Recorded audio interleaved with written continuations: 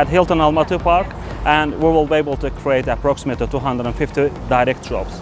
But besides creating a direct employment here, and the hotel will be able to support the local communities and the local partners, contractors, service providers. The Hilton Almaty Park will be managed by the Hilton International, and we will bring the globally recognized Hilton the standards of hospitality and the safety and security, as well as the other operational excellence into the city.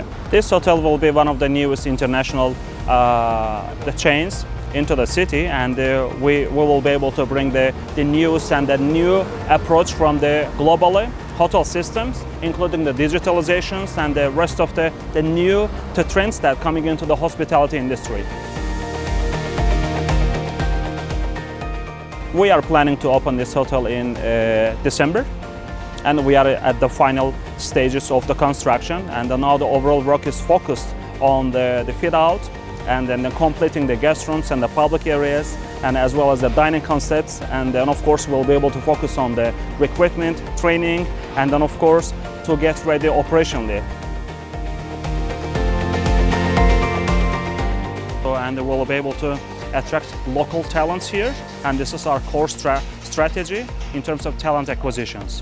And we'll be committed to developing and improving the local talents, and then towards the career goals and in the tourism industry.